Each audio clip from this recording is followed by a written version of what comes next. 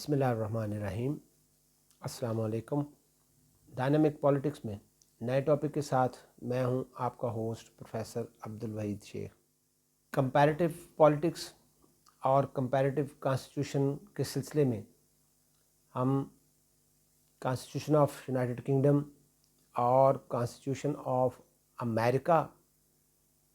کے حوالے سے ان ڈیٹیل گفتگو کر چکے ہیں، اور آج ہم بات کرنا چاہ رہے ہیں سوئٹزرلینڈ کے کانسٹیٹیوشن پر۔ تو ہمارا آج کا ٹاپک ہے constitutional development in Switzerland. Switzerland میں آئینی ارتقاء۔ سوئٹزرلینڈ یورپ کا نہایت خوبصورت ملک ہے۔ عام طور پر اسے یورپ کی جنت کہا جاتا ہے۔ یہ یورپ کے مڈل میں واقع ہے۔ اس کا جو کل ایریا ہے وہ تقریباً 42,000 اسکوائر کلومیٹر ہے، اور اس کے ارد گرد کوئی سمندر نہیں ہے۔ ان ادر ورڈز یہ لینڈ لاک کنٹری ہے۔ اس کے اطراف میں بہت ہی زبردست طاقتور کنٹریز جو ہیں وہ واقع ہیں، جن میں مشرق میں آسٹریلیا ہے، مغرب میں فرانس ہے، شمال میں جرمنی ہے، اور جنوب میں اٹلی واقع ہے۔ یہ یورپ کے مشہور ترین ملک ہیں،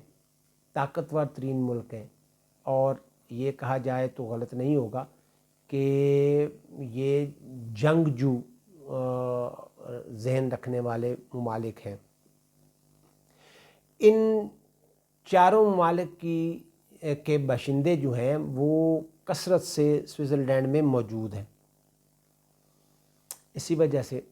یورپ کو ایک طرح سے نسلیاتی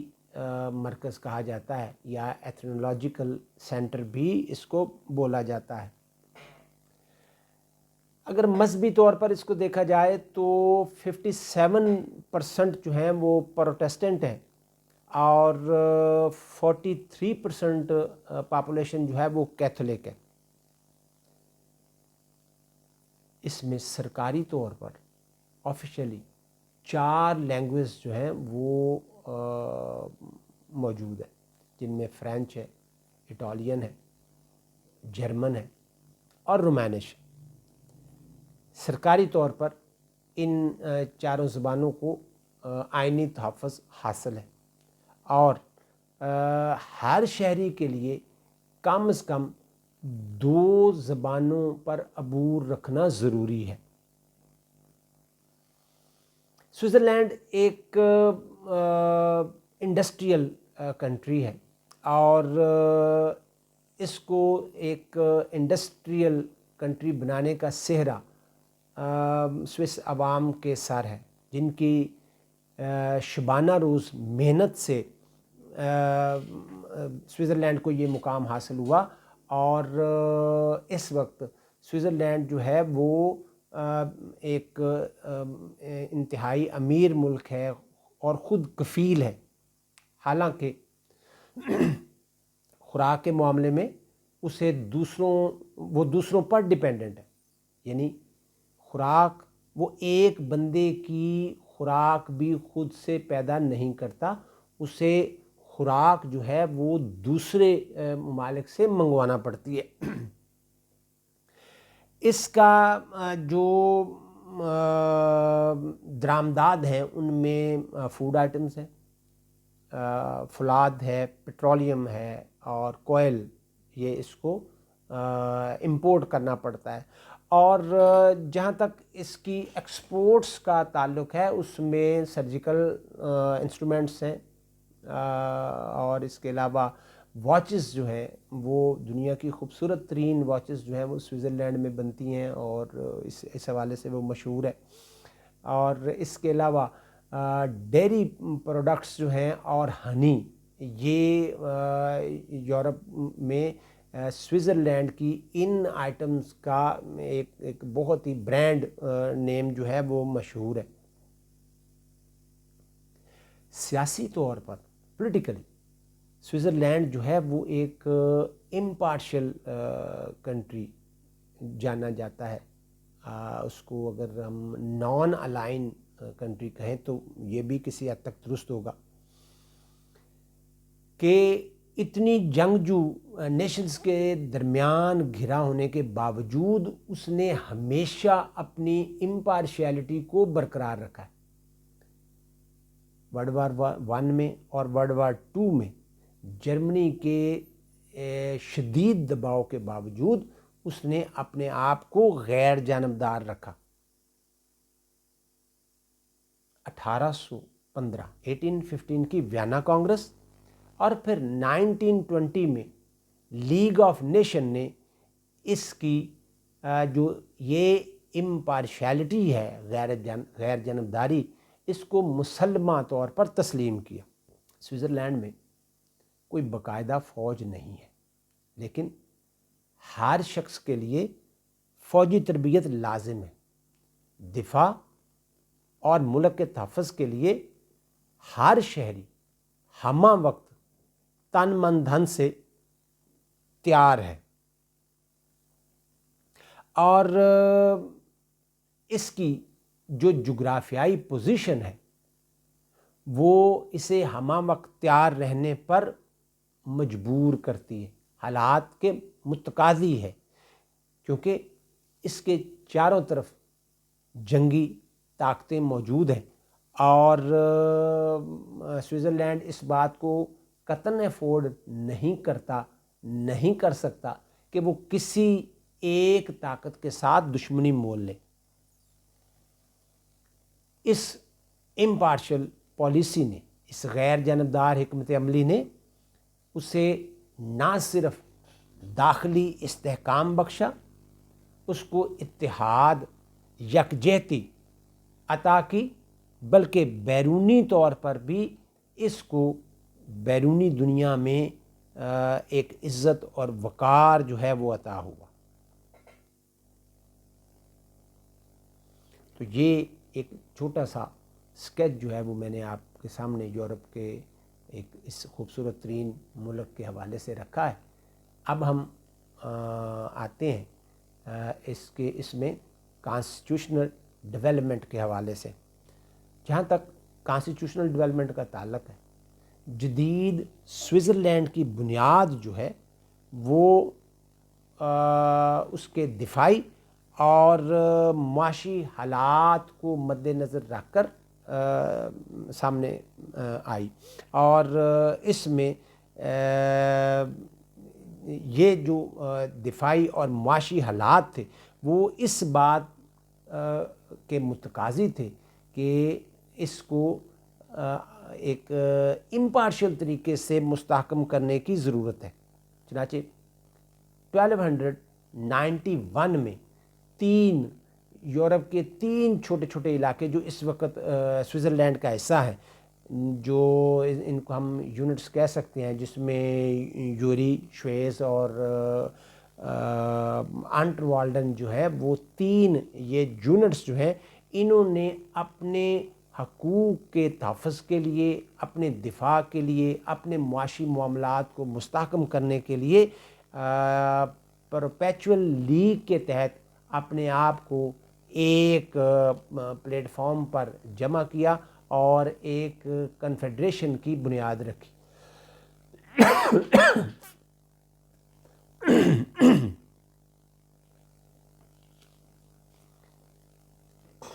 اس الائنس کا جو بیسک پرپس تھا وہ یہ تھا کہ اندرونی اور بیرونی معاملات پر اکٹھے مگر آزادانہ اور خود مختار طریقے سے کام کیا جائے. اگرچہ یہ کنفیڈریشن تھی، اگرچہ یہ الائنس جو تھا وہ لوز تھا،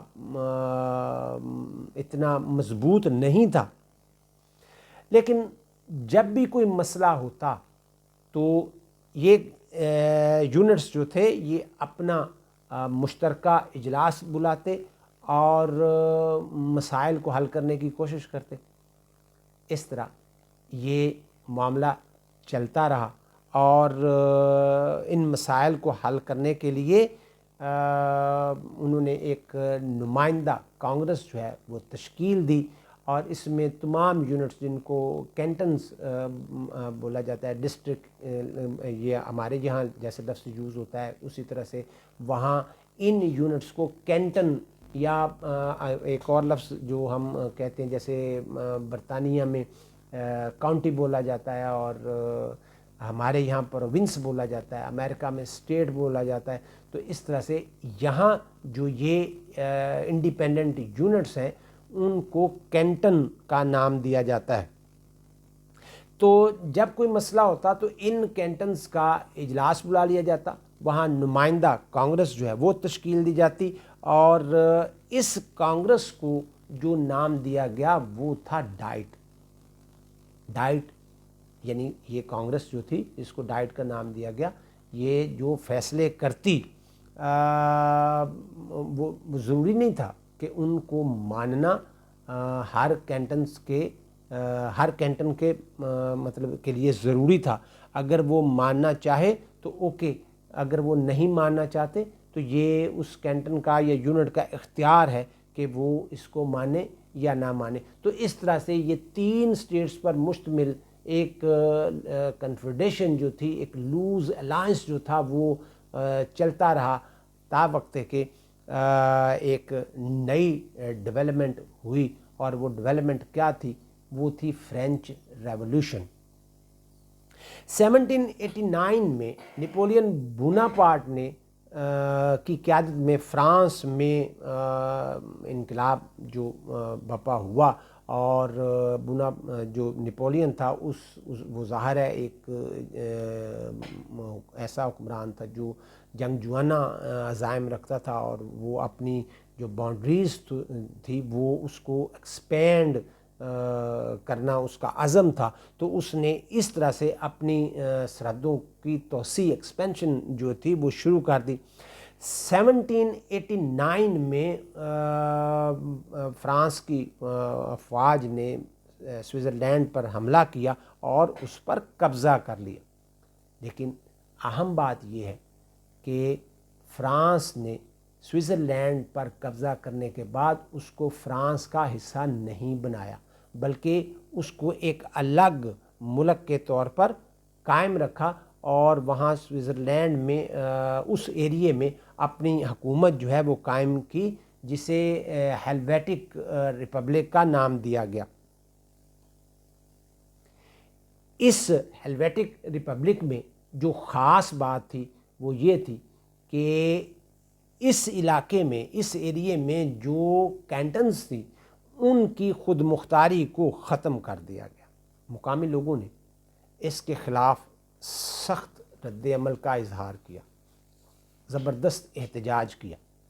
اور نیپولین کو مجبور ہو کر ان کینٹنز کی جو اٹانومس حیثیت تھی اس کو بحال کرنا پڑا. 1803 میں ایکٹ آف میڈیشن کے تحت سوئٹزرلینڈ میں کینٹنز کی جو اٹانومس حیثیت تھی اس کو بحال کر دیا گیا، اور ایک نیا وفاقی نظام جو ہے فیڈرل سسٹم اس کو انٹروڈیوس کروایا گیا، جس کے تحت جو ڈیفنس کا شعبہ تھا وہ مرکز کے تحت رکھا گیا، اور مضبوط دفاع کے لیے مرکز کو مالی اور افرادی سپورٹ مہیا کرنے کا عزم اور اعادہ کیا گیا. ایکٹ آف میڈیشن کے تحت جو سوئس فیڈریشن قائم ہوئی اس میں 6 مزید کینٹنز جو ہیں وہ شامل ہو گئیں، اور یہ بات ہم پہلے کر چکے ہیں کہ ان جو پہلی کینٹنز تھی ان کی جو اٹانومس حیثیت تھی، جب اس کو ختم کیا گیا تو اس پر شدید رد عمل آیا، جس کی بنا پر 1803 میں نپولین کو اس کو بحال کرنا پڑا۔ تو اب بھی یہ اس بات کو مد نظر رکھا گیا کہ تمام کینٹنز جو ہیں وہ ایک طرح سے انڈیپینڈنٹ ہوں گی، اٹانومس ہوں گی، اور ان کو اپنا کانسٹیٹیوشن بنانے کی اجازت ہوگی، اور یہ سسٹم جو ہے یہ 1815 تک چلا،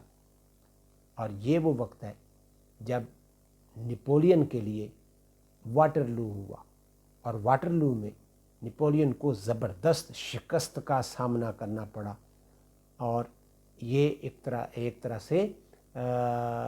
beginning of the end of Napoleon era تھی، یہ اس کے زوال کا آغاز تھا۔ اب وہ اس کا جو روب داب اور دبدبہ تھا وہ ایک دم سے ختم ہونے لگا۔ نپولین کی شکست کے بعد وینا کانگریس ہوئی، اور جس کے تحت سوئٹزرلینڈ میں نیا آئین جو ہے ایک نافذ کر دیا گیا۔ اس میں ہر کینٹن کو پولیٹیکلی انڈیپینڈنٹ اور اٹانومس جو تھی حیثیت دی گئی، اور یہ یہاں میں پھر یہ بات کہوں گا کہ ایکچولی تو وہ ایک لوز فیڈرل سسٹم چل رہا تھا، جس کو آپ کہہ لیں کنفیڈریشن کہہ لیں، اور وہ کنفیڈریشن جو ہے وہ ایک چل رہی تھی۔ نتیجہ کیا ہوا اس کا کہ 1847 میں سوئٹزرلینڈ میں ایک بہت ہی برا وقت آیا، جب وہاں سول وار جو ہے وہ شروع ہو گئی۔ یہ سول وار جو ہے یہ اس کی جو فوری جو امیڈیٹ ریزن تھی وہ یہ بنی کہ جو رومن کیتھولک 7 کینٹنز تھی جنہوں نے اتحاد کیا، لیکن اس کا نتیجہ یہ نکلا کہ یہ ایک مذہبی منافرت تھی جس نے پروٹیسٹنٹ کو اشتعال دلایا، اور نفرت کے جذبات بھڑک اٹھے، اور 1847 میں ایک زبردست قسم کی شدید قسم کی سول وار جو ہے وہ سوئٹزرلینڈ میں شروع ہوئی، اور سوئٹزرلینڈ جو ہے وہ آلموسٹ اس کی جو اتحاد اور یکجہتی تھی، جو وہ ایک طرح سے اس کو کہا تو یہی جاتا تھا نا کہ یہ وفاق ہے، لیکن وہ ایک لوز تھا سسٹم تھا اور کنفیڈریشن ٹائپ تھی، تو اس میں اس کی اتحاد اور یکجہتی جو ہے وہ پارا پارا ہو کر رہ گئی۔ اس سول وار کی وجہ سے اس کے اتحاد اور یکجہتی کو بہت زیادہ نقصان پہنچا۔ علیحدگی پسند جو سیپریٹسٹ تھے وہ میدان عمل میں کود پڑے، اور اس سے انہوں نے اپنے مذموم جو مقاصد تھے اس کو پورا کرنے کی کوشش کی، لیکن لکیلی وہ اس میں کامیاب نہ ہو سکے، اور بہرحال جو وفاق پسند قوتیں تھیں ان کی فتح ہوئی، اور وہ کینٹنز جو اس اتحاد کی علمبردار تھیں، جو وفاق کی علمبردار تھیں، جو سوئٹزرلینڈ کو متحد رکھنا چاہتی تھیں، وہ بہرحال کامیاب ہوئیں، اور انہوں نے سوئٹزرلینڈ کو اس سے بکھرے ہونے سے بچا لیا۔ نتیجہ ایک مضبوط وفاق کی شکل میں سامنے آیا، کیونکہ اس سول وار نے ان کو ایک طرح سے یہ لیسن دیا تھا کہ اگر وہ الگ الگ ہو گئے تو نہ وہ دفاعی معاملات میں اور نہ ہی معاشی معاملات میں وہ آگے نہیں بڑھ سکیں گے، اور اس سوچ نے ان میں ایک مضبوط وفاق کی ضرورت پر زور دیا۔ چنانچہ ایک نئے کانسٹیٹیوشن کے لیے تگ و دو شروع ہوئی، اور اس کی تیاری کے لیے کام شروع کر دیا گیا۔ اب ایک نیا دور شروع ہوتا ہے جس میں ایک مضبوط فیڈرل گورنمنٹ کے قیام کی راہ ہموار کی جاتی ہے۔ جو سول وار ہوئی اس سے ملک کو بہت زیادہ نقصان پہنچا۔ اب اس کو مزید نقصان سے بچانے کے لیے اپنے جو ڈیفنس ایشوز تھے ان کو ایڈریس کرنے کے لیے، اپنے اکنامک جو ایشوز تھے ان کو کرنے کے لیے، ایڈریس کرنے کے لیے انہوں نے اس بات کی ضرورت کو محسوس دیا کہ ان کے مسائل کا حل جو ہے وہ ایک مضبوط فیڈرل سسٹم قائم کرنے میں ہے۔ چنانچہ اس سے ایک فائدہ یہ ہوا کہ اب اس میں مزید کینٹنز جو تھیں وہ شامل ہو گئی تھیں، اور اب کینٹنز کی تعداد جو ہے وہ 22 تک پہنچ چکی تھی، اور ان 22 کینٹنز کے نمائندوں پر مشتمل ایک کمیٹی جو ہے وہ تشکیل دی گئی، اور یہ کمیٹی جو ہے وہ